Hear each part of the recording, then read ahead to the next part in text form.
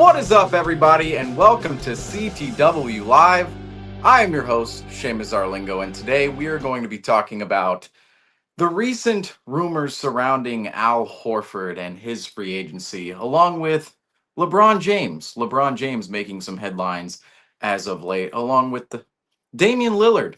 Damian Lillard. We'll also explore the possibility of Damian Lillard and what exactly his future entails, whether that's in Boston or somewhere else. However, as we start off here, thank you all for joining me here on CTW Live. Look at the top of the screen, the bottom of the screen. Happy 4th of July, everybody. A special 4th of July broadcast before the fireworks get underway, literally and figuratively, in the world and in the world of basketball as well. However, we're going to start out today talking about Al Horford as we start our 4th of July special broadcast here on CTW Live.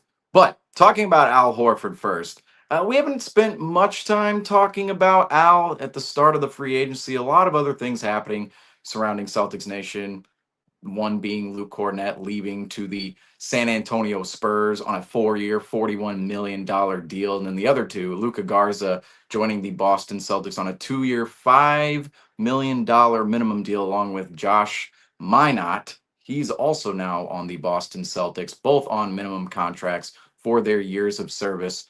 2-year deals with the Celtics, both Minott and Garza. And then, of course, Luke Kornet exiting the Celtics facility en route to San Antonio. So that's more of the topic sphere we've been on here on Celtics Nation, here on CTW Live recently. However, we got to talk about Al Horford because we went a little bit in on him the other day. However, we didn't really get to the whole meat of the situation when it comes to Al Horford.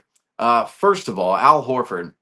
Many teams rumored to be interested in Al Horford, most notably the Boston Celtics. Obviously, the Celtics want him back. Brad Stevens has been very adamant about that point at his press conferences so far at the draft, and then the end of the season, the exit pressers right at the end of the season. Brad Stevens very adamant about wanting Al Horford back. However, at those press conferences, didn't seem all that confident that the Celtics would be able to just go out there and sign Al Horford and welcome him back. It very much sounded like, and he was talking in the sense of both Luke Kornet, who was already out the door, and Al Horford. He was talking, Brad Stevens was essentially saying, we want to have them back. We hope to have them back.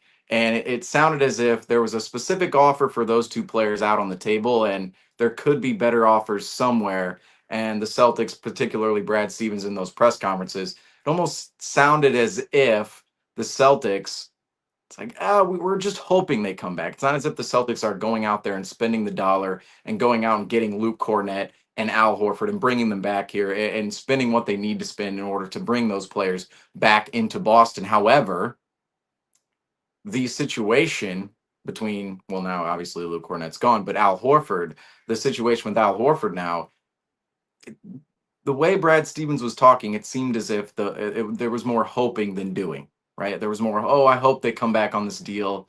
There could be other better offers out there, and we're not sure if we're actually going to get them back or not. Again, Brad Stevens was talking about both Kornet and Horford at the time. As we know, Kornet already gone, but Horford still up in the air, still very much up in the air with Al Horford. However, the teams vying for Al Horford, the Celtics obviously at the top. But then you have the Golden State Warriors. They're the top candidate right now in everybody's mind, the Golden State Warriors. We'll get into them in a little bit. But the Lakers, another candidate. Now, maybe the rumors have dwindled a little bit with them since signing DeAndre Ayton and re-signing Jackson Hayes. But the Lakers still on the list. The New York Knicks out there still rumored with Al Horford, along with the Denver Nuggets, who may be able to offer the most money out of any team for Al Horford among the teams interested in Al Horford. And then a surprise one at the end, the Cleveland Cavaliers, which I actually think out of all the teams vying for Al Horford between the Celtics, Warriors, Lakers, Knicks, Nuggets, and Cavs, feels like the Cavs, they might actually have the best fit rotation-wise for Al Horford and where Al Horford is at this point in his career. Everybody else feels like Al Horford might need to take on a bigger role than he's actually suited for. However, getting into the details with Al Horford and all these teams.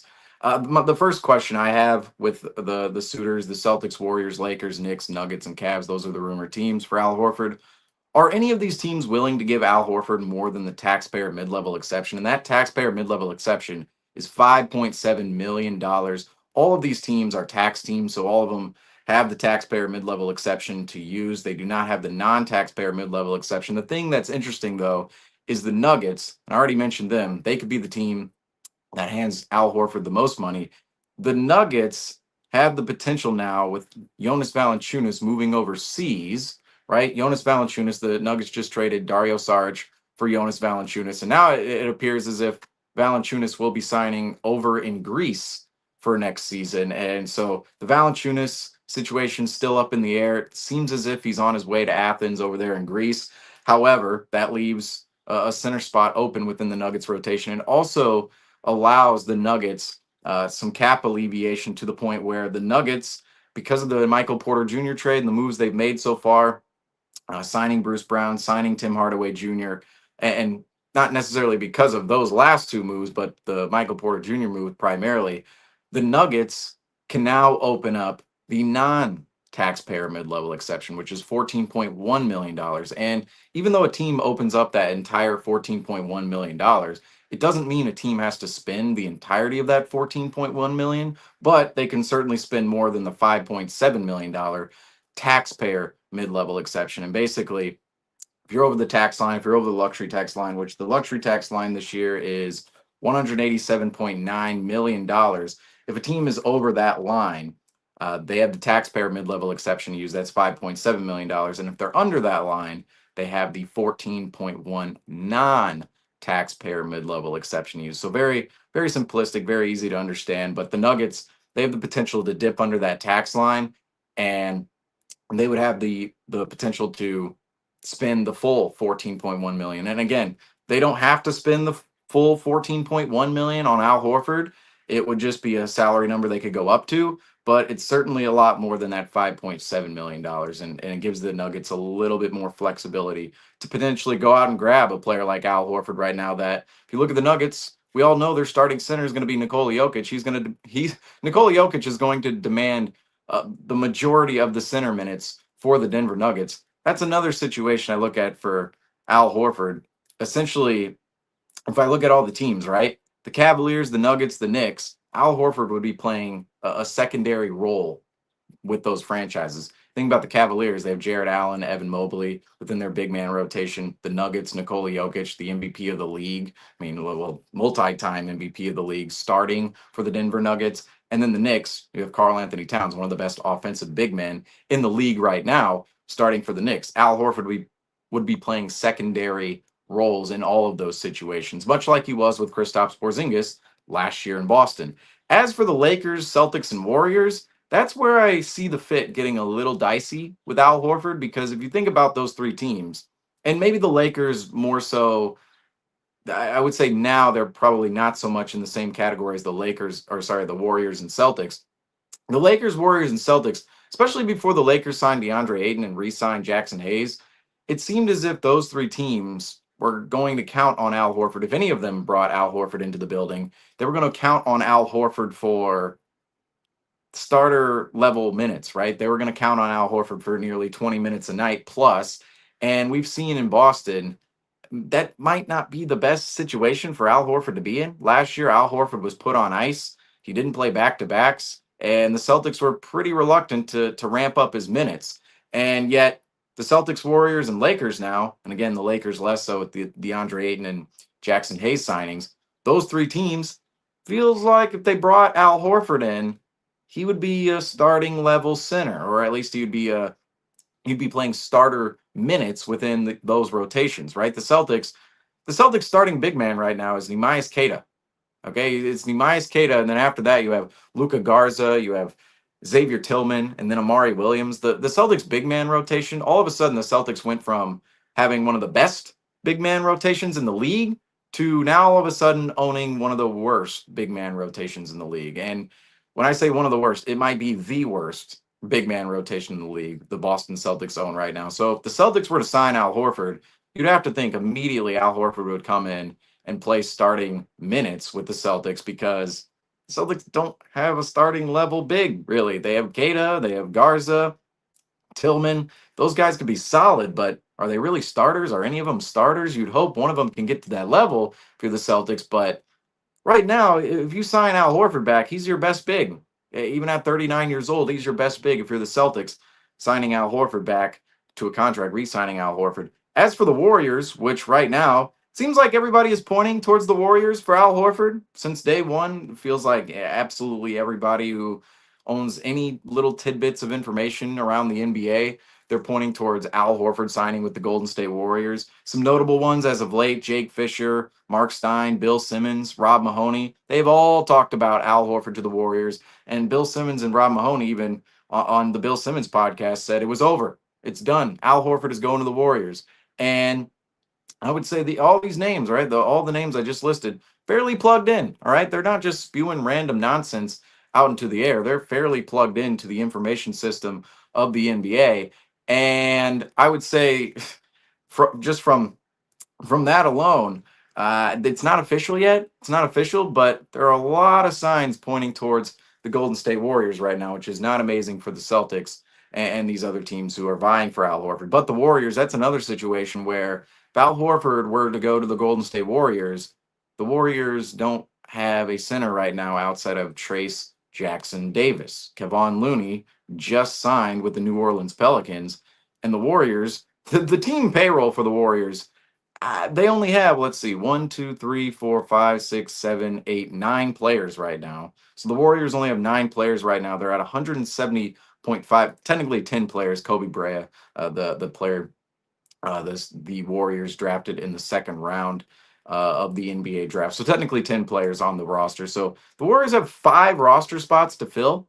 5, and they're only at $170.5 million right now. The Warriors, that's, let's see, that's about $17 million, $17.4 million under the luxury tax line. So the Warriors, they likely don't want to be a tax team next season because of how many years in the past they've been a tax team. However, the owners are going to probably save themselves some money there, considering how, because right now they're so far under the tax line. You'd have to think they probably could go to the tax line, but why would you put yourself over if you're this far under with already 10 players and most of your core is already established? However, let's talk about the core with the Warriors. The Warriors certainly have a lot of roster spots, and they don't have money to spend in free agency outside of for their own free agents like Gary Payton, Jonathan Kuminga, all the guys at the bottom you probably wouldn't even consider bringing back, like Kevin Knox, Pat Spencer, those guys, right? But the Warriors have money to spend on their own free agents, but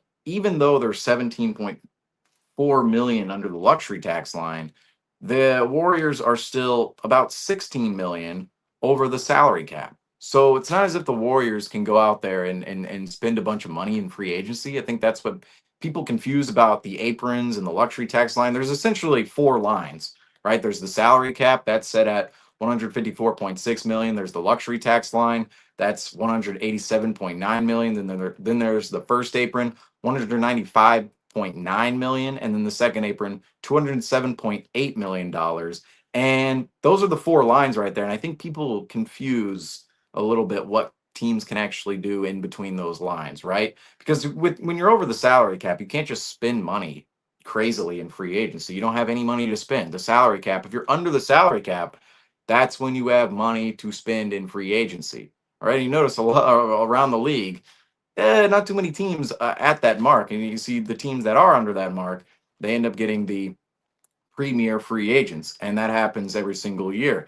And I'll say ever more so, the new CBA's in place, and teams, I wouldn't even say the new CBA, everybody likes to blame it on the CBA, but also team strategy and spending habits. It's created this world of a lot of teams. I mean, we've already seen in the past a lot of teams are over that salary cap mark, aren't able to spend in free agency. But I would say recently some of the spending habits of the teams have certainly put teams in categories of not being able to spend as much as you might think in free agency, or as much as people might think in free agency. But when you're over the salary cap, you can't just go out and spend money like crazy in free agency. The luxury tax line and the aprons essentially hamper teams from making certain moves. The luxury tax line is a soft cap for when teams get to that point, right? When they get to that salary number, the salary cap, in between the salary cap and the luxury tax line, teams don't have to pay an extra tax on their salary. Their extra exceptions within those margins, right? The 156, the 154.6 to the 187.9 million dollars. There's exceptions within those lines, like minimum contracts, mid-level exception, um, and being able to sign back a team's own free agents, where teams can spend extra without going over the luxury tax line. And when you get to the luxury tax line, it means the team's ownership is paying out of pocket for every extra dollar the team spends over the luxury tax line. And there's certain percentages of how many dollars you go over and whatnot that accumulates to more and more money ownership spends over time if teams are over the luxury tax line. But that's just what I want to make clear. That's just what I want to make clear about the Golden State Warriors is it's not as if the Warriors have a ton of money to go out there and spend. That being said, the Warriors are under the luxury tax line right now by quite a few dollars, and they can pay Al Horford the full mid-level exception, just like the Denver Nuggets. So the Denver Nuggets and Golden State Warriors, if I'm just looking at every single salary sheet here, the Denver Nuggets and Golden State Warriors should have the full mid-level exception to use. The Lakers do not. So the Lakers are out on that. The Celtics do not. They're out on that. And then you have the Cavaliers. They're definitely out on that. And then the New York Knicks. Let's go check the Knicks. I would think the Knicks are definitely out on that as well when we can get to the New York Knicks here. So let's see. The Knicks, as for the Knicks, they are, yep, they are not. So the Warriors and the Nuggets, they essentially have the most money to spend in the Al Horford sweepstakes. If we're looking at every single team vying for Al Horford, the Celtics, Warriors, Lakers, Knicks, Nuggets, and Cavaliers, the Nuggets and Warriors have the most money to spend with their mid-level exceptions, their non-taxpayer mid-level exceptions. They have the most money to spend on Al Horford right now. Meanwhile, the Celtics, Lakers, Knicks, Cavaliers, they are not in that non-taxpayer mid-level exception range and cannot offer as much money to Al Horford as the Warriors and the Nuggets. The Celtics could offer more money to Al Horford than the Warriors and Nuggets, but it's not all that practical. And the Celtics, they wouldn't be using a mid-level exception.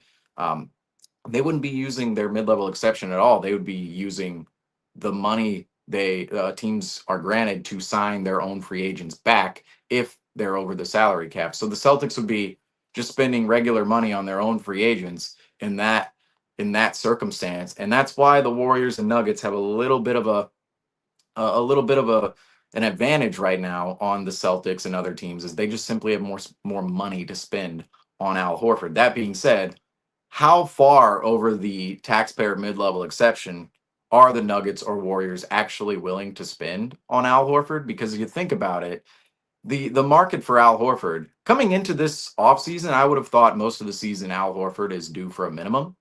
Okay. I just the way Al Horford played this past season and the way we've talked about him putting him on ice, not playing back to backs, 38 years old. You want to preserve his minutes for the playoffs, yada, yada. And we even talked about his regression this past season. And there was some rough offensive moments. I mean, if we think back to December and January, Al Horford was damn near unplayable at times because of how bad he was offensively in those months. And certainly so. One could think during the months of December and January that Al Horford was going to retire after the season, all right? Much less demand more than a minimum in free agency. But looking at his free agency at that point in time, one would think the minimum is probably what Al Horford gets in the summer. That anything past the minimum for a 39-year-old center who's performing the way he was last season seemed ludicrous. Yet now it seems as if Al Horford has at least put himself in the taxpayer mid-level exception bracket. So Al Horford's going to be worth at least $5.7 million next season. So he's not signing for the minimum. All right, folks. Al Horford is not signing for the minimum because of this market right now. And it seems as if Al Horford is due for at least the taxpayer mid-level exception. But the question I have is how many teams, and really the Warriors and the Nuggets, let's just face it, it's the Warriors or the Nuggets right now. How far over the taxpayer mid-level exception are they willing to spend on Al Horford, and how much of their non-taxpayer mid-level exception are they really willing to dip into for a 39-year-old Al Horford? when I look at the Warriors, right? The Warriors, they seem like the most desperate team out of every single team, and the signs point towards them.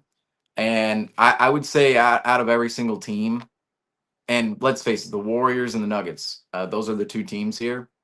And you could throw in the Celtics with this. I would say those are his top three. Uh, those are his top three destinations right now.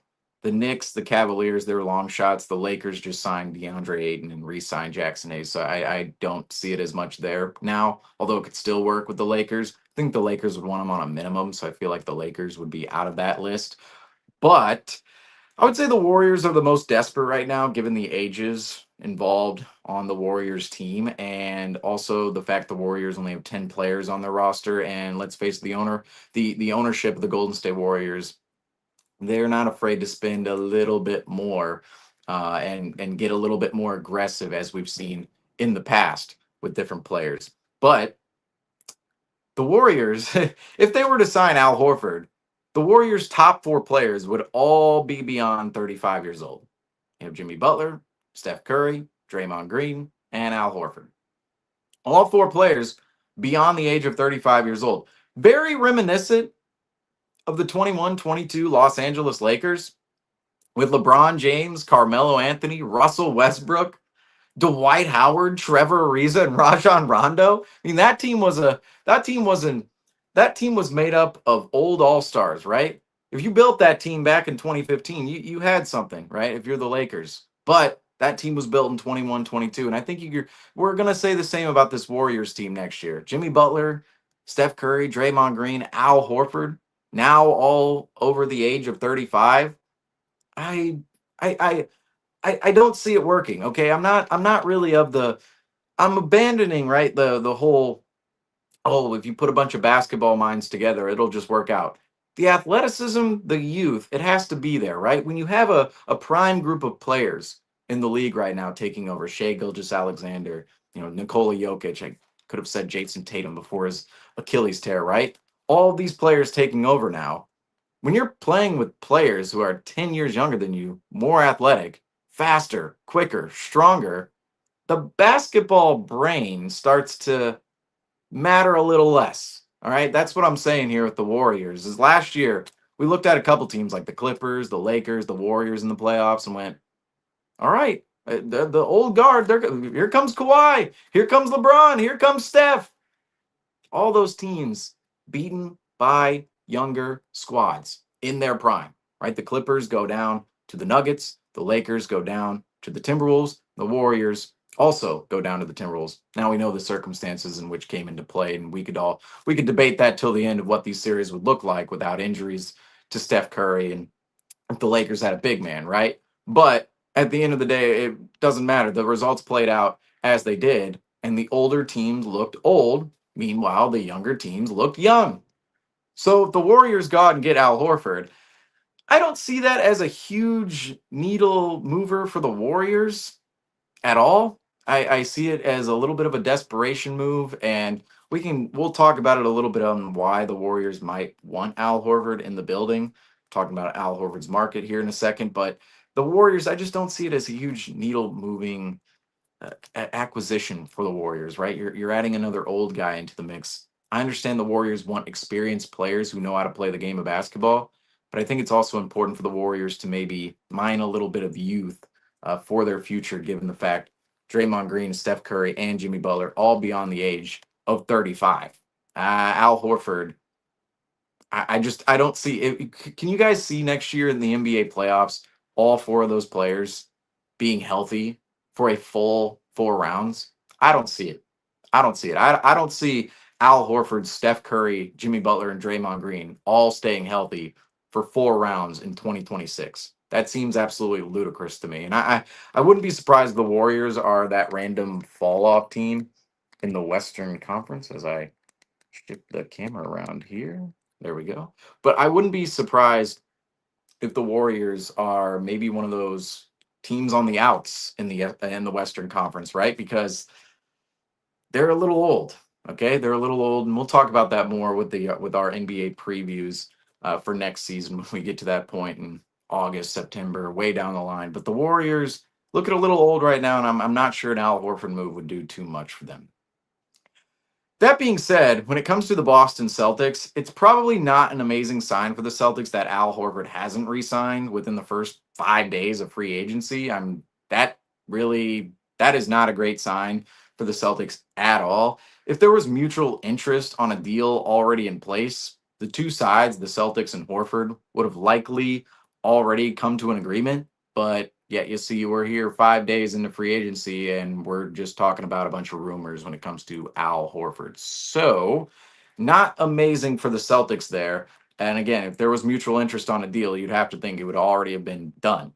It could also mean, though, if you want to look a little more optimistic on the Celtics side, could also mean the Celtics are trying to make another move in order to retain flexibility to keep Al Horford. That's certainly possible right now. It does not seem like the Celtics summer is done yet because just we talked about it the other night. The Celtics don't have they don't have a starting big. They don't have a starting level big right now. The Celtics don't.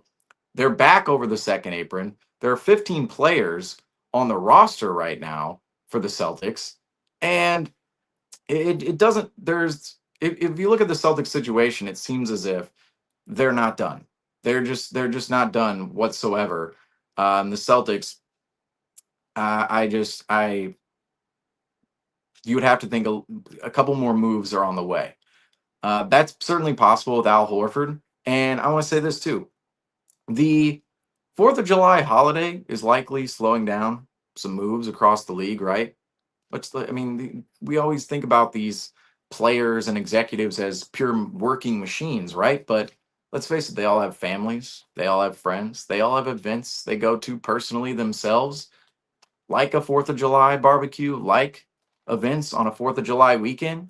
And you'd have to think the business in the NBA slows down a little bit around the 4th of July weekend or even the 4th of July time period. Now, we've seen players, most notably Kevin Durant, on July 4th, 2016, sign with the Golden State Warriors. We've seen that before, right? I mean, we've seen the players sign on the 4th of July. We've seen players out there before, and teams out there make moves on the 4th of July. But I would have to think most of the time across the league, the 4th of July, yeah, there are phone calls made, yeah, there are conversations, but the actual transactions slow down just a little bit. Just a little bit. Not saying every single team or every single player, but just a little bit, right? That could also be factoring in to why the Celtics and Al Horford haven't come to an agreement, or Al Horford just hasn't come to an agreement yet at all. Regardless, the Celtics, there are more moves on the way this summer. We talked about it so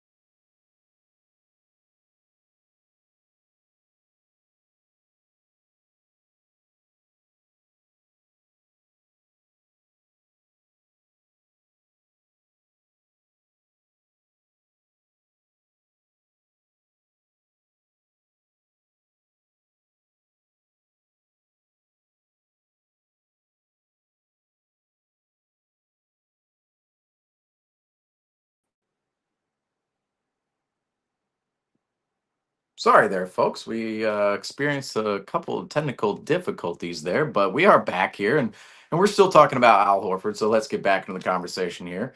But if you look at the Celtics situation for Al Horford, right, it could mean the Celtics are trying to make another move in order to retain the flexibility to keep Al Horford. We were on that point. And of course, we were talking about Al Horford and could the Celtics still go out there and get him, right? We're talking primarily about the Warriors and Nuggets owning the upper hand potentially in signing Al Horford, but the Celtics, they still have a chance as well. And I just don't think the Celtics summer is over. Right now, the Celtics, they filled all 15 roster spots. They're now over the second apron, which was the whole point of the Drew Holiday and Kristaps Porzingis trades, is to get under the second apron. Now the Celtics with the Luka Garza and Josh Minot signings, the Celtics are actually over the second apron now. The Celtics have 15 players on their roster, which teams like teams like to go into the season with 14 players on their roster, and that's been a growing trend with every single team now, with the third two-way spot being added during the last CBA. And the Celtics are also trying to sign back Al Horford. So every single implication on the table for the Celtics. The fact the roster stands at 15 players, the fact the Celtics are over the second apron, the fact the Celtics don't have a starting level big man, and the fact the Celtics are trying to go out there and get Al Horford right now says the Celtics summer isn't over yet. So if there's any optimism to be spread to Celtics Nation over this Al Horford situation, it's the fact the Celtics summer does not seem to be over given the implications of the Celtics right now. That being said, do the Celtics actually want Al Horford back in the facility?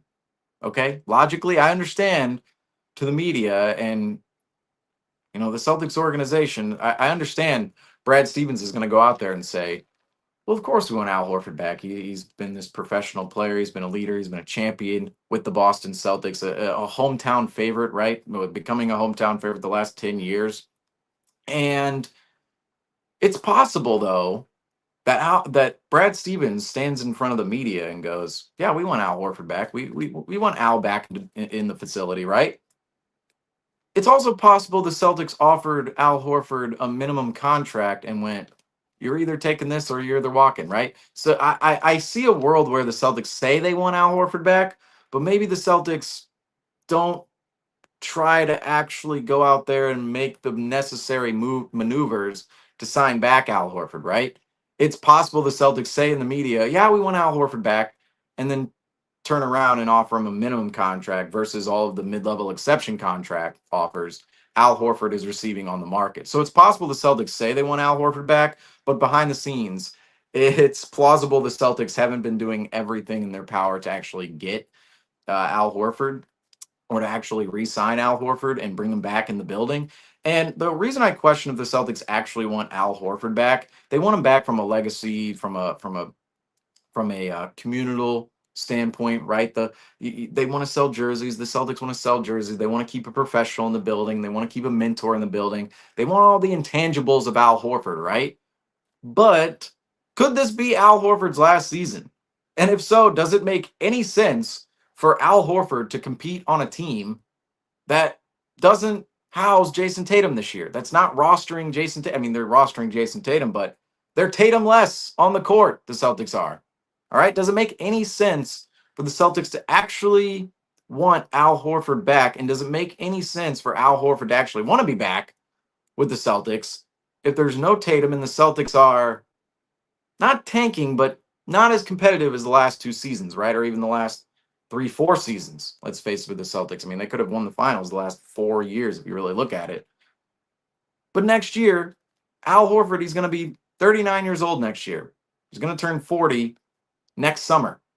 Is Al Horford willing to spend one of his last NBA seasons, if not his last NBA season? I mean, I'm thinking either next year is his last or the year after, right? He's either at Al Horford either has 1 or 2 more years left.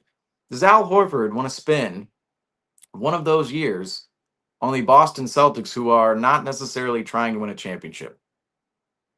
All right. And do the Celtics actually want Al Horford back? Does it make sense for Al Horford to be back in the building with what the Celtics are trying to achieve next year? Does it really make sense to have your 39-year-old center back? I would say somewhat for the Celtics. Again, we went over some of the intangibles, the mentorship Al Horford gives in the locker room, the professionalism Al Horford emits. I mean, just think about all of the young big men who've come through the Celtics organization and have learned so much from Al Horford on how to be a professional. All right, some names that come to mind: Robert Williams, Daniel Tice, Grant Williams. Right, some of the young big men who have come through here, come through Boston, and learn how to be a professional from Al Horford and specifically the Celtics organization. The Celtics would want Al Horford back from that perspective, but are the Celtics really going to spend the mid-level exception plus and make all of these different maneuvers to retain their 39-year-old center? I'm not all that convinced that Al Horford and the Celtics want to be back with each other. I would think from the standpoint of, well, they want to, the Celtics brought back Al Horford. The storyline, the timeline of Al Horford is now it's going to immortalize Al Horford in Boston. It's with the Celtics, signs with the Sixers. Terrible time there, which we're all sitting here going, "Oh, we're so sorry for Al Horford." But let's face it, Celtics Nation, we enjoyed the fact the Sixers failed with Al Horford because Al Horford then moves on to the Oklahoma City Thunder, and that's actually how the Oklahoma City Thunder attained the Sixers pick this past draft, which didn't convey to the Thunder, but now may very well convey to the Thunder next year, the Sixers pick in the 2026 NBA draft. That's how the Thunder attained the Sixers pick, either in 25 or 26. As we know, 26 still to come. 25 didn't convey, but that's how the Sixers first round pick made it to Oklahoma City, was through Al Horford and the Sixers dumping Al Horford's contract. But Al Horford makes his way down to Oklahoma City. They put him on ice because they realize, okay, we're trying to tank here and we want to use you for value later on in time.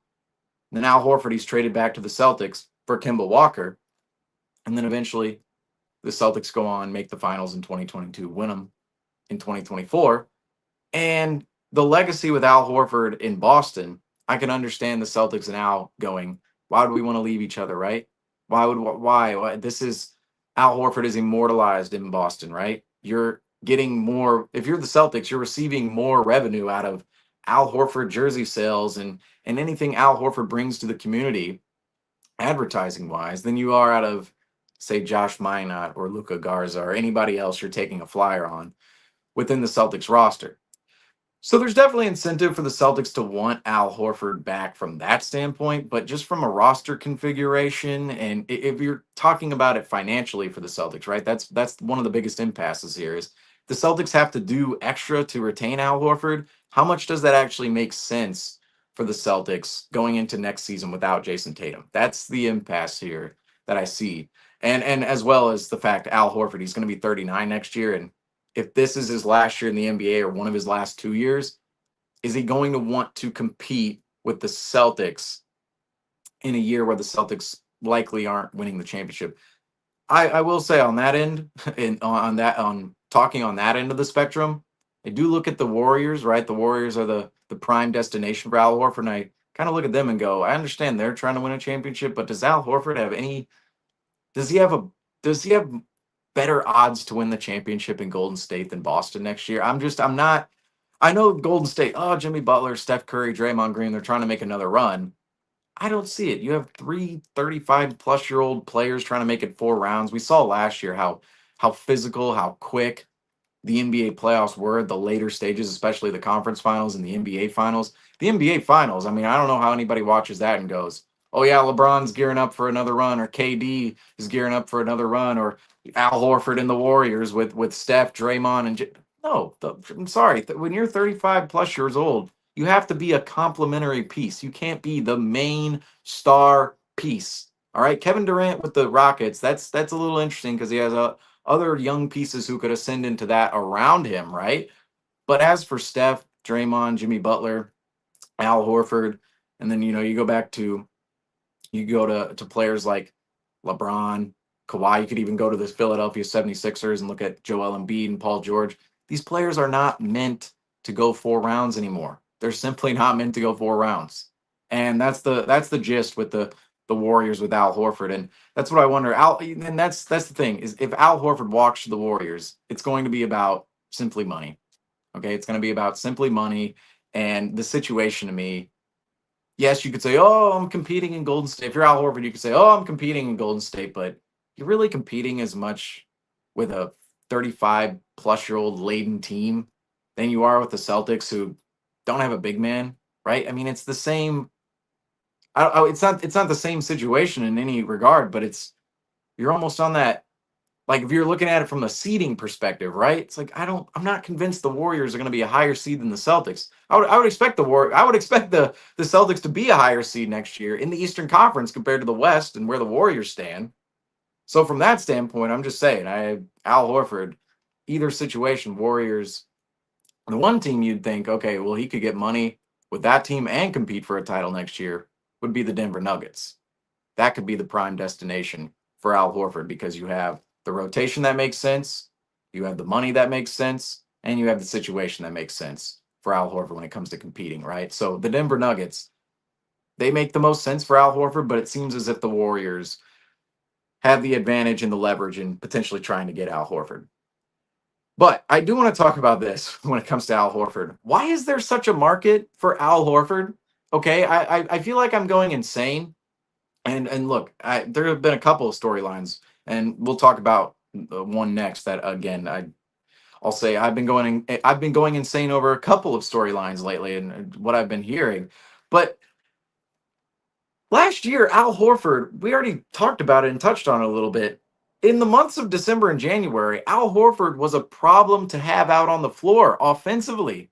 All right, Al Horford, he was put on ice last season. Al Horford was not playing back to backs last season. Al Horford, we were questioning all season long, can he be the second big guy going into the playoffs for the Celtics if they want to win a championship? Right? Kristaps has to be healthy because Al Horford, yes, he's a good replacement level big for Kristaps, but he's 38. Right now, 39 years old. We'll be a whole year older next year by the time the 2026 playoffs roll around. But the Celtics last year, we were always questioning the health of Al Horford and whether or not Al Horford could actually go the distance, right?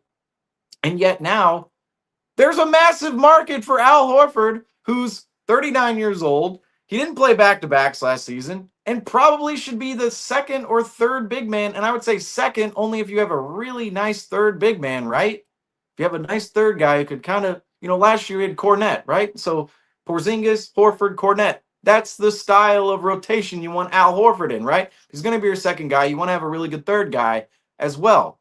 And if you have two great one and two big men, right? Number one and number two, Al Horford can be your third big man. That's where I see Al Horford would be best utilized as a third big man right now, just most optimally. Yes, he can be your second big, but I would only want that if you have a nice third big man as well. That's the thing with some of these teams that we talked about. It seems as if the Warriors right now, they want to bring Al Horford in to be their first string big man. What? Am I missing something? Am I just I don't I can't make any sense of it other than the fact Al Horford is the best big man on the market. He's not the most durable. The Warriors don't have a big man past Trace Jackson Davis. It's desperation almost for the Warriors. It's pure desperation because from a just logical standpoint, from a sensible standpoint, Al Horford should be again a third big man in my mind, and maybe a second if you have a really good third big man, maybe a second. And yet the Warriors want to bring in Al Horford to be their first big man, and maybe even the Celtics. And why is there such a market for this, right? Why is there such a big market on Al Horford as a first or second big man? It makes no sense to me from just a play standpoint, right? For the on-court production, where you're going to slot him in within rotations throughout the regular season and the playoffs. That being said, there are many facets to Al Horford that would certainly want teams, or I rather entice teams on Al Horford, right? And that is Al Horford's professionalism, his maturity, the mentorship, right? He is a culture builder. And Al Horford, he ultimately brings another coach's brain into the locker room. I mean, he's been in the NBA for nearly 20 years now. He has a coach's brain, Al Horford does. I mean, he was older than Joe Mazzulla, right? Joe Mazzulla's younger than Al Horford, coaching the Boston Celtics, coaching Al Horford, right? So looking at that standpoint, the off the court intangibles are there for Al Horford, but does that Do you want to spend the mid-level exception on that? Do you want to spend more than $6 million on that? I'm just, I'm a little confused as to why there's such a market for Al Horford. And you never know, Al Horford could end up with $6 million per year, a 2-year, $12 million deal from somewhere, and that's that. But it seems as if he might get a little more than the mid-level exception right now, or at least the taxpayer mid-level exception if he signs with the Warriors or Nuggets. And from that standpoint, I that might be a little bit of an overpay for Al Horford next year. A little bit, even considering the intangibles of the professionalism, the maturity, the mentorship, the culture building aspect of Al Horford, all of that, right? Because the fact Al Horford didn't play in back to backs last season, looked really rickety on offense for half the year, was almost not playable for half the year last year, just confuses me on why there's such a market for Al Horford, even considering all of the intangibles. It doesn't make a ton of sense to me. However, Al Horford is not the only 35-plus-year-old player getting attention right now within the news headlines. And this other player is actually not 35 plus yet. He's almost 35 years old. He will be 35. Let's see. In I believe a couple of days from now, if not weeks. And let's check on the birthday here before we even mention the player. Let's see when this man's birthday is. July 15th. So happy birthday, Dad, by the way, it's for July 15th. But this player's birthday on July 15th. So not too far away from the age of 35. And that player is Damian Lillard. All right. So Damian Lillard going on 35 years old this summer. We have to talk about him because I don't know what the conversation when I said last segment, oh, I'm going insane with some of these Al Horford rumors. I'm going insane with some of these Damian Lillard conversations. I have no idea what's going on with I have no idea how or why people are talking about Damian Lillard in the way they're talking about it, because let's clear the air on Damian Lillard here. Damian Lillard, he tore his Achilles in the first round versus Indiana in the 2025 NBA playoffs. We all saw that happen. And now we'll likely miss the entirety of the 25-26 season, as will Tyrese Halliburton and Jason Tatum. Nothing official on Lillard, Tatum, or Halliburton yet for missing the entirety of the 25-26 season, but with Achilles injuries, it's usually 8 to 12 months, more leaning on the side of 12 months. And I would say with players in general, you just want them to have as much rest time with the Achilles as humanly possible, especially when you're talking about star players like Lillard, Halliburton, and even Jason Tatum. These players aren't coming back in 25-26. I'm sorry. I know people are optimistic about it because nothing's been said officially, but I'm leaning on the pessimistic side of, and maybe I don't even think it's the pessimistic side. I think it's the realistic side of Lillard, Halliburton, Tatum all gone for the 25-26 season. With that said, and considering the circumstances now, Damian Lillard will be 36 years old when he comes back from his Achilles tear in October of 2026. So still quite a bit of ways away. October 2026. I feel like we've been talking about October 2026 for about a month and a half now, or 2 months now, since Jason Tatum went down with his Achilles tear. But it'll be the same timeline for Damian Lillard and Tyrese Halliburton. And when Damian Lillard returns to the floor, now the Bucks have waived and stretched his contract, so Damian Lillard $22.6 million per year for the next 5 years on the Bucks book. However, Damian Lillard himself will make the $50+ million.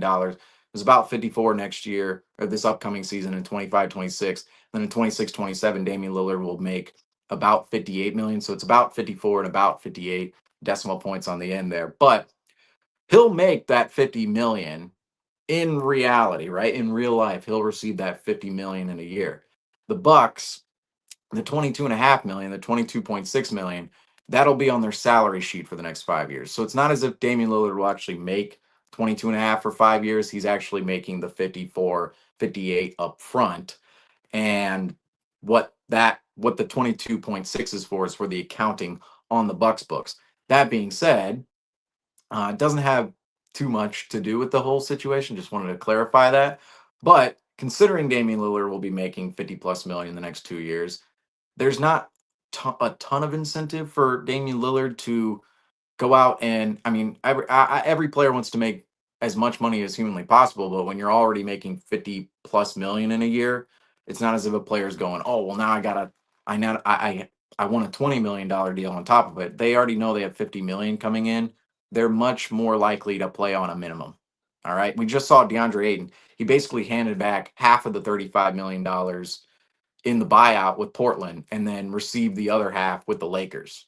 That's what that's what happens with players. Once they're bought out, they're essentially giving back the amount of money they'll make at their next destination, and they'll make the same money, right? So that's how buyouts typically work for players, and that's how agents and players compromise on buyouts, and teams compromise on buyouts. Again, the DeAndre Ayton situation gave back essentially half of his deal with Portland, and then just filled it with what the Lakers paid him at his next destination.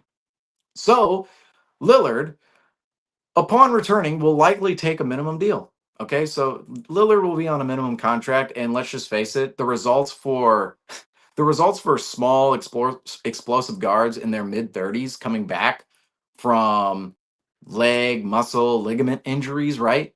Not great. The history of small guards into their mid 30s dealing with particularly ligament and muscle injuries in their legs, not great at all. And there's no guarantee that Damian Lillard returns to the floor fully healthy. So there's not going to be a team out there just willing to give Damian Lillard, right? Al Horford's a little different. We're talking about him.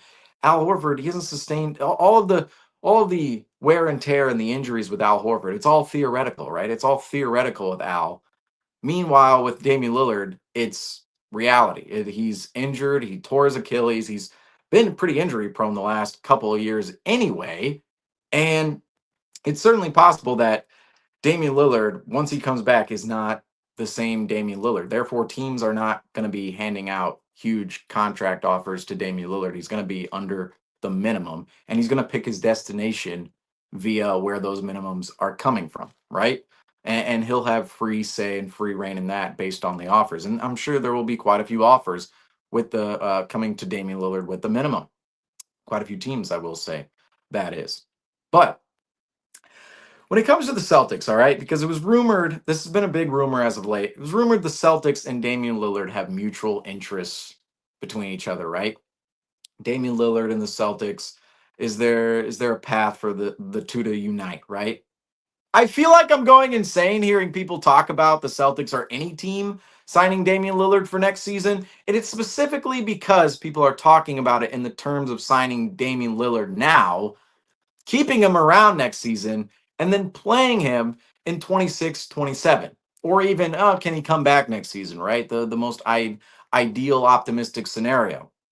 I feel like I'm going insane hearing people talk about this because no team is signing Damian Lillard until the summer of 2026. All right, folks? The Celtics aren't signing Damian Lillard this summer. No team this summer is signing Damian Lillard. It's not happening. All right. No team is sacrificing a roster spot and salary space for a chance at retaining Damian Lillard in 26, 27 when there are no guarantees exist, when no guarantees exist that Damian Lillard will be fully healthy and ready to go and his old Dame Dollar self. All right. Why would any team spend money on a player who they know won't play? That's just not happening. That never happens. All right. And the only occasion in which it does happen is when a team thinks that player is coming back next season, right? That's the only time it happens. Think back to the Warriors with DeMarcus Cousins. Yes, the Warriors picked up DeMarcus Cousins. He was injured with his Achilles tear, but there was optimism that DeMarcus Cousins, because of when he tore his Achilles, he tore it in February of 2018. The Warriors signed him in July of 2018. There was optimism he was going to come back by the time the playoffs rolled around in 2019. And he did. DeMarcus Cousins did. A couple months before the playoffs, DeMarcus Cousins comes back and unfortunately hurt his hamstring in the playoffs that year. And I hate to say it, but that's what former players and athletes have said about Achilles injuries is once you tear your Achilles, other things start to go randomly. Your hips, your thighs, your knees, everything, your shoulders. It's like your body is misaligned, right? Once you tear your Achilles. And that happened to DeMarcus Cousins. But that situation is very different because there's not as much optimism when it comes to Lillard, Halliburton, Tatum, right? How late each of them tore their Achilles. There's not optimism from my standpoint any one of these guys will be back, especially Lillard, given his age right now, 35 years old, or going on 35 years old in the next 2 weeks. There's not much there. I don't see Lillard coming back next year. Next year, I just don't see it. And no team. I'm just saying, no team is sacrificing a roster spot and salary space and spending extra money on a player that may not play next season. Okay, that's just not happening. It's just not happening, right? And again, no guarantees exist. Lillard will return to his former self once he does come back in 26, 27. And that's a huge issue with Damian Lillard. Explosion, burst, shiftiness, and speed. That was all a huge part of Damian Lillard's game. And let's face it, too. All of that explosion, the speed, the burst, the shiftiness, all of what made Damian Lillard great in Portland, and even during his small time in Milwaukee, 2 seasons in Milwaukee, all of that started to decline in the last couple of years, even before the Achilles injury. All right. Damian Lillard, even before the Achilles injury, Lillard was already struggling to defend, and he was starting to become a player who was producing offensively efficiently, right? He was a player who was only efficiently producing basically 1 out of every 3 games, right? So even before the Achilles injury, Lillard's explosion, the burst, the ability to get past guys, certain athletic bigs, right? The ability dwindled a little bit in Damian Lillard even before the Achilles tear. And furthermore, Lillard was already a player struggling on both ends of the floor during certain occasions. And Lillard's never been a great defender, so there's already that. But then offensively, Lillard, from an efficiency standpoint, was only producing with the Bucks basically 1 out of every 3 games. All right, so 33% of the time, Damian Lillard is putting up an efficient game. The other 66% of the time, Lillard is putting up questionable efficient stats, right? Or questionable efficiency, as I should say here. But now Lillard will be a year removed from basketball and coming back from a major injury, in which has historically taken away players' explosion, burst, athleticism, shiftiness, quickness, all of it, right? Okay. So what Damian Lillard relied on right beforehand, his explosion, his burst, his quickness, the Achilles tear, that injury is typically an injury that takes all of that away. It's the hardest injury for a player to actually come back from because of that reason. And now Lillard's going to be removed a year from basketball.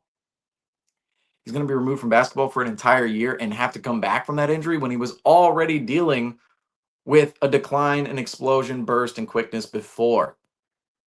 I just that it's going to be tough for Damian Lillard to come back. It's going to be tough. Okay. And that's why he's going to be on a minimum when he comes back to play. Right. There's no guarantees exist. No guarantees exist for Damian Lillard to come back the way he was before as Dame Dollar. All right. That being said, the conversation with the Celtics, again, this is what drives me insane. People think the Celtics are going to sign, or any team's going to sign Damian Lillard this summer. It's not happening. A team is not giving up a roster spot, not giving up salary space to sign a player who may not even be around next year. It's not happening. But people are also talking about it in the sense of, why would we even want Damian Lillard? I mean, all the reasons I'm giving you right now, he might not come back the same player as he once was. He's not a great defender in the first place, was already falling and already regressing offensively before this injury. Okay. And this injury is not great for his status as a 35-plus-year-old guard, because it could be a part of the history when we talk about guards in their mid-30s of, oh, this guard fell off and this guard fell off. Oh, and Damian Lillard, remember when he tore his Achilles? Oh, yeah, and he fell off. The same way we talk about Kemba Walker didn't tear his Achilles, but his knees went, right? Kemba Walker's knees went. Talk about a lot of guards in that same breath, a lot of former guards, I should say. Damian Lillard, this Achilles tear could certainly become something that we talk about in history as, oh, remember when Damian Lillard went down with the Achilles tear? That's when his career really turned sideways and he basically fell out of the league. I understand people are saying, oh, the Celtics, any team, why would we want Damian Lillard? Why would we want this guy who's going to fall out of the league? But it's a minimum deal potentially for the Celtics. And I really wouldn't mind the Celtics taking a minimum flyer on Damian Lillard next offseason. All right, next offseason, not this offseason. All right, folks, not right now. Next offseason, when he's actually going to be on the market and teams are actually going to buy for Damian Lillard. It would be again. It would be in the summer of 2026 if the Celtics did take a minimum flyer on Damian Lillard. But that's what it would be. It would be a flyer. I mean, the Celtics just took a flyer on Josh Minot and Luka Garza. You can't take a flyer on Damian Lillard at the same price. That's ridiculous. If the Celtics have the ability to do that, they should 100% do it. All right, that shouldn't even be a debate. And just from that alone, the Tatum and Lillard comeback story, that you'd be able to sell that to the community if you're the Celtics, and it wouldn't just be the Celtics community, it would be the basketball community. All right, so not just the play on court, but also the story about it. Right, Damian Lillard, Jason Tatum on the comeback tour from Achilles tears in 26, 27. And in the long run, the Celtics take minimal risk for a potential big award if Damian Lillard does become healthy again and proves all of the narratives and the historical marks wrong when it comes to Achilles tears and small guards falling off in their mid 30s. So it's minimal risk for the Celtics at a minimum contract. It's a big reward if Damian Lillard is actually good or can actually bring the Celtics something come playoff time, or even more so in the regular season, I would say, off the bench. Even maybe a starter. Who knows? Pritchard, Lillard, who knows who would start? Derek White's still around, Simon's still around. Who even knows what it would look like in 2026? People do say though there are some and I would say they are manageable risks with signing Damian Lillard, and it has to do with the other players on the roster, the opportunity, right? The opportunity in the locker room. Would Pritchard? I question if Peyton Pritchard's still on the roster at that point, which I would assume he is in 2026. If Pritchard outplays Lillard, which seems like it would happen, right? I would think Pritchard has a better NBA career now moving forward than Damian Lillard. If Pritchard outplays Lillard, what does the hierarchical structure look like there? If Lillard wants to maintain another contract in the future and sign another contract, is he going to be happy with a guy like Peyton Pritchard playing over himself, or even a guy like Anthony Simons, who, let's face it, Damian Lillard was once over in a rotation out in Portland? So there is some risk from that standpoint of how the locker room would shape up. And would Lillard want to prove himself a little bit more than the Celtics would actually be willing to give him in terms of opportunity, right? Would Lillard turn towards a franchise where he'd see a little bit more opportunity than, say, in Boston? That's a potential, considering Simons and Pritchard and Derek White in the building, and even JD Davison. Let's face it. Let's shout out Griffin here. I mean, JD Davison. What if it's JD Davison who comes up, and that's kind of a debate too. Would you rather keep developing JD Davison, or and it's not picking one or the other necessarily on the roster, but would you rather develop JD Davison within the bench minutes available for anybody off the bench, including JD Davison, or would you rather try to slot in Lillard, right? Because Lillard would ultimately eat into any opportunity JD Davison would get in the future. We don't even know, again, 2026, we don't know the guards, the situation of the Celtics roster whatsoever. We're basing it off of right now with Simons and Pritchard and JD Davison and Derek White. But if you look at all the guards, right, in the Celtics rotation, with the Celtics, maybe JD Davison has a good year next year, and Pritchard, obviously, he just won Sixth Man of the Year. How would the Celtics really manage those guard minutes with Damian Lillard roped into the rotation if that were to actually happen, right? That's a little bit of a question with the Celtics. If the Celtics were to be the destination for Lillard in the summer of 2026. That being said, I would say those risks are manageable. All right. Because at the end of the day, if the Lillard situation doesn't work out within the first couple of months of his minimum contract, the Celtics could move Damian Lillard. They could cut Damian Lillard, or they could let it ride with no massive long term financial risk with Damian Lillard if Damian Lillard was on a minimum contract for the 27-26 season. And we've seen it with Kemba Walker before outside of the Celtics organization. Kemba Walker signed with the Knicks in 21-22. Remember, moved to the Thunder. He's moved from the Celtics to the Thunder in the summer of 2021 for Al Horford. The Thunder buy out Kemba Walker's contract, and then eventually Kemba Walker signs a minimum with the New York Knicks. That was actually above a minimum. It replaced the buyout again. The replacement of the buyout. That situation comes up yet again in conversation here. But Kemba Walker signed with the Knicks, and halfway through the season, the Knicks were able to offload his contract and save his money. Now, if I'm not mistaken, that situation is a little blurry in my mind. I don't remember if the Knicks were able to offload his deal or if they straight up waived Kemba Walker and ate his deal. Regardless, though, they were able to get off his contract. And you're looking at a situation that would be $8 million per year. Damian Lillard will be making the minimum for a veteran, so it'd be a little bit less in relevance to that time period in the future, right? But I will say, if the Celtics in the future with Damian Lillard, if Damian Lillard does become the destination for the Celtics and it doesn't work out, it's not as if a minimum contract is hard to offload on the market. You might have to offload a pick if you're the Celtics, but even that, the pick would not have to be all that big. Let's see here. I'm looking up the Kimbo Walker. Here it is. Transactions. Let's go to that. So Kemba Walker with the Knicks, right? So Kemba Walker with the Knicks. Just checking if okay. So the transactions here. Okay, so the Knicks actually rid his contract. All right. So what happened with Kemba Walker is he signed with the Knicks in 2021, and it was a multi-year deal. And whew, okay, wow. So Kimba Walker was traded by the New York Knicks with Jalen Duren. So the pick that became Jalen Duren to the Detroit Pistons for a 2025 first round pick that became Nolan Traore. So that pick eventually made its way to Brooklyn. And I'm guessing that would be within the Mikal Bridges trade. So you start to connect the dots of how these transactions go about here. But yeah, so Kemba Walker was on the Knicks roster for an entire year, and the Knicks were able to unload Kemba Walker's contract to the Detroit Pistons, who simply waived Kemba Walker, ate his salary, and the Detroit Pistons along the way picked up Jalen Duran in that transaction. So it's crazy how some NBA transactions go down in history and how players make their way from one franchise to another. And it's the little marginal moves sometimes, folks. It really is because the Knicks, they moved Jalen Duren just to get off of Kemba Walker's contract. And then eventually they move a pick later on down the line in the Mikal Bridges trade to the Nets.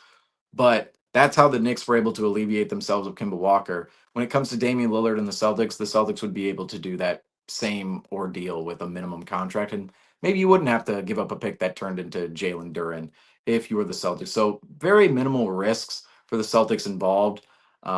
If the Celtics were to go out and get Damian Lillard and sign Damian Lillard, but the conversation makes no sense to me right now because the conversation is about the Celtics signing him this year. I saw Gary Washburn on Early Edition talking about how, oh, the Celtics should bring in Damian Lillard on the mid-level exception and a 2-year deal. He sits the first year, rehabs, and then second. The Celtics are not spending the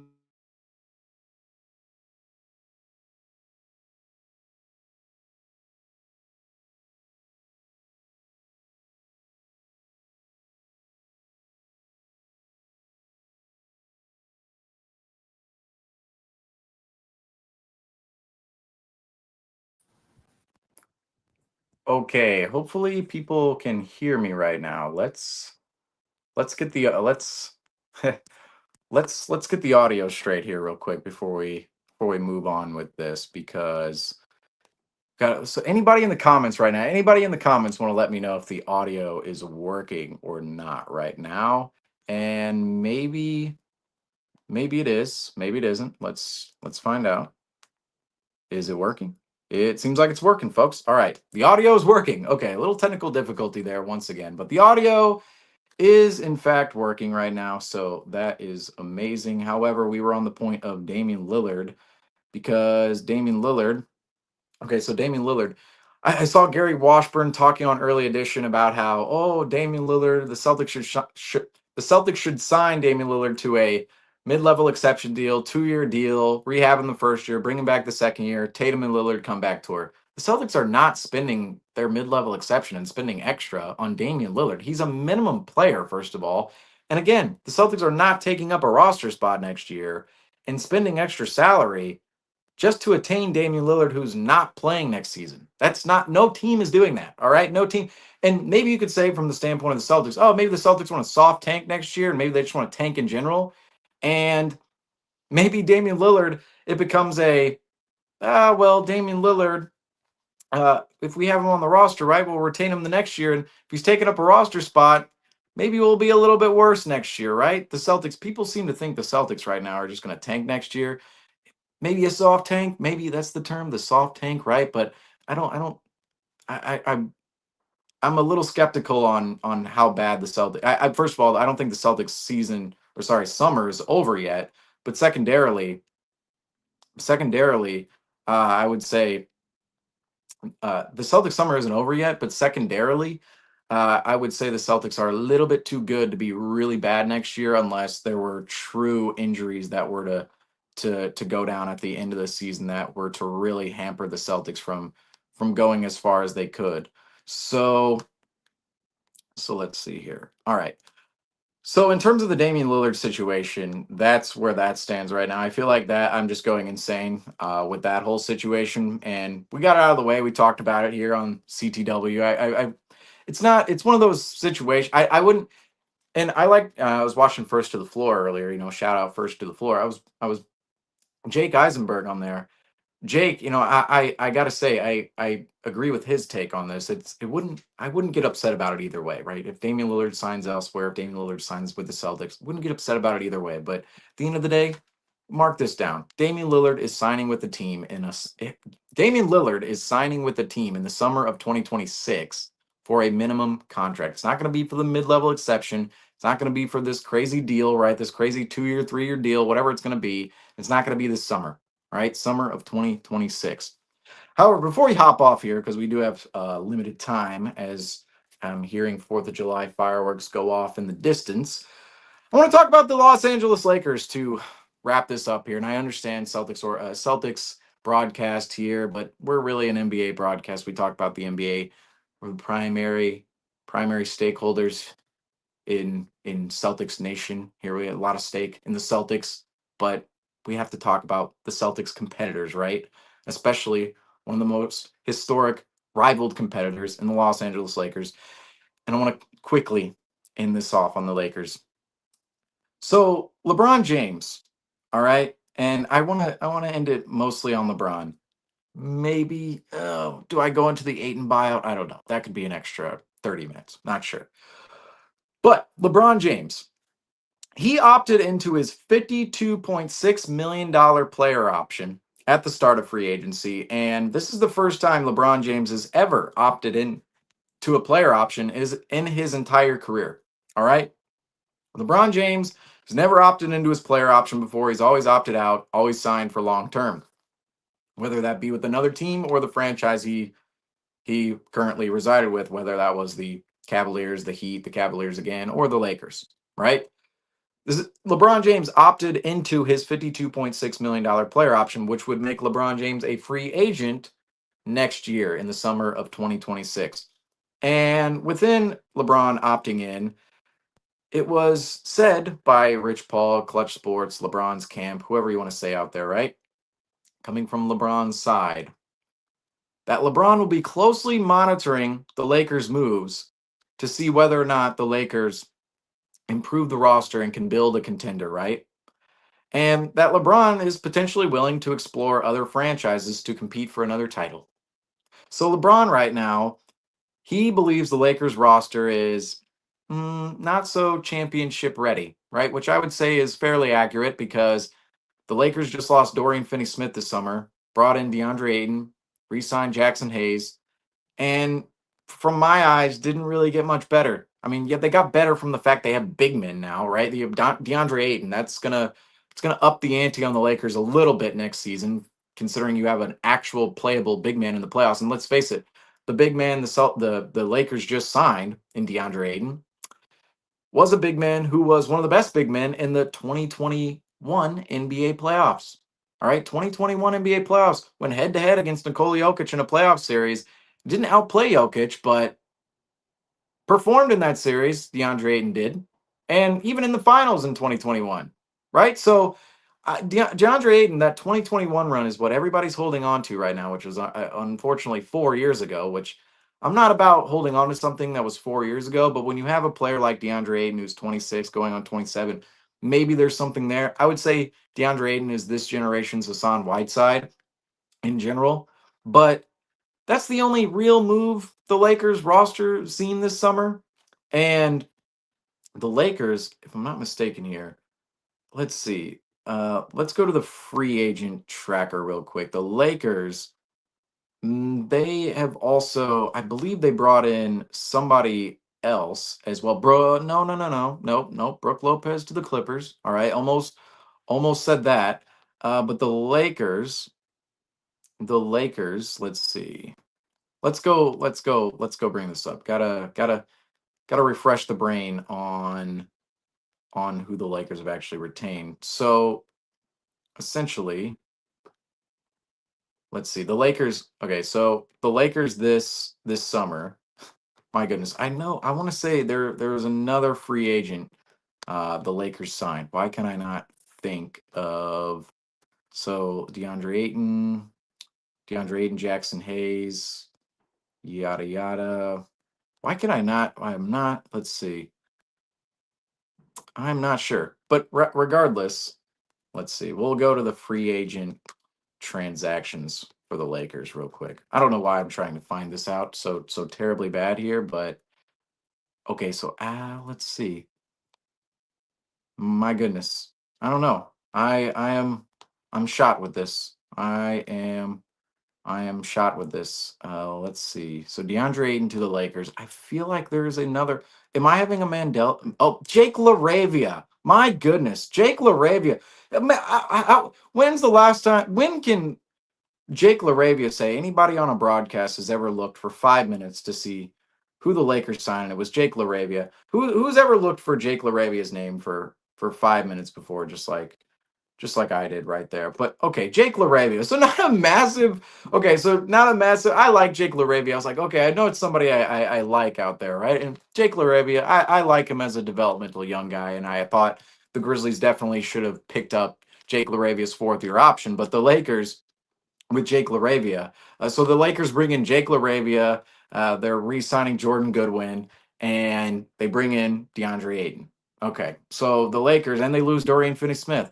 So the Lakers right now are really not looking as formidable. I mean, they're not looking more formidable than they were last year. Maybe with the big man just a little bit, but it's not as if the Lakers roster improved a ton from last year. And LeBron, who's going on now 41 years old this season, LeBron will be 41 in December.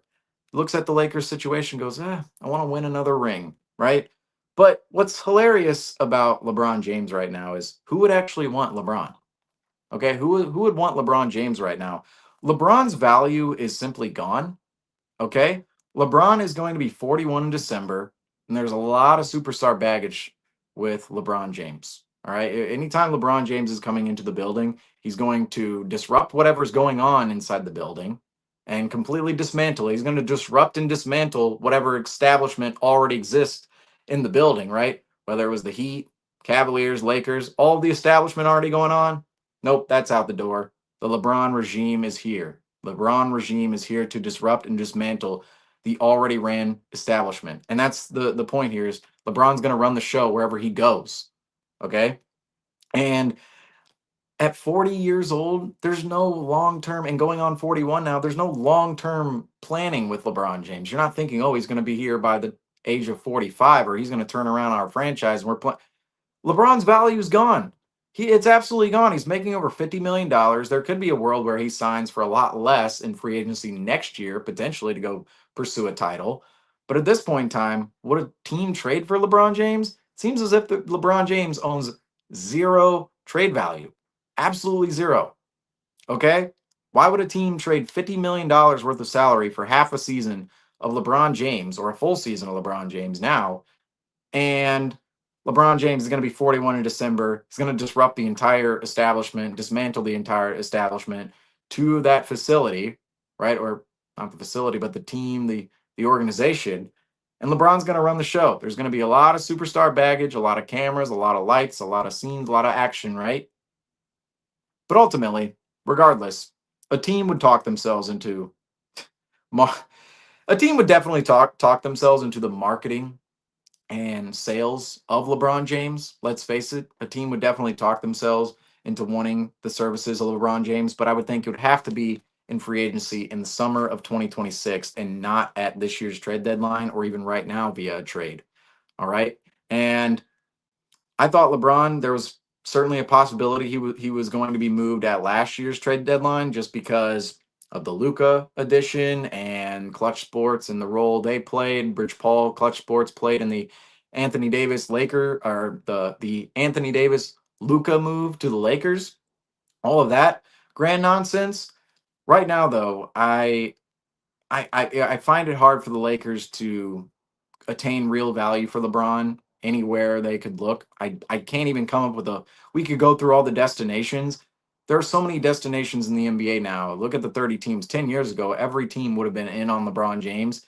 10 years later, he's 41, he's 40 going on 41 years old and he's just the baggage that comes with LeBron James right now. I just regardless of his basketball mind and the presence, the marketing, the sales of LeBron James, right? All of that, I just find it hard for a team to not continue in whatever direction they're already in. I find it hard for a team to want to pivot and want to go to LeBron and that be a contending team because that's where LeBron wants to go, right? Like a team like the Nets or the Wizards right now would be like, yeah, sure, bring in LeBron. But why would LeBron want to go to the Nets or the Wizards, right? Other than the markets, right? Brooklyn, Washington, sure, but otherwise, I'm sorry that's just it's one of those situations where you go, which contending teams are vying for LeBron James right now with all the baggage that comes with LeBron James and the teams that would actually be interested in LeBron? Why would LeBron want to go to any of those teams? I see LeBron finishing his career with the Lakers at the end of the day and without without another championship. I think he's going to be a four-time champion. I think LeBron James is going to be a four-time champion by the end of his career. And right now, like I'm sorry, but we have to doubt LeBron. Okay, I'm making an official statement here on July 4th, 2025. We have to doubt LeBron James because in winning another title at least. Because I'm sorry, I've been on the you cannot doubt LeBron train for it feels like 20 years, or at least 15 years. I've been on the you cannot doubt LeBron James. No, I'm sorry, you can't doubt him. The man can do anything.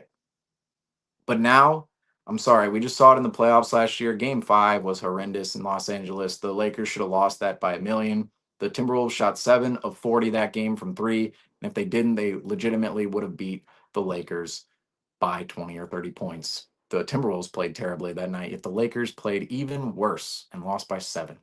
However, that is going to do it for us here today on CTW Live, our 4th of July special. Of course, everybody, thank you all for joining me here on our 4th of July special here on CTW Live. We will be back at you guys this week with a lot more content coming up. However, that is going to do it for us here on CTW Live. Of course, I am your host, Seamus Zarlingo.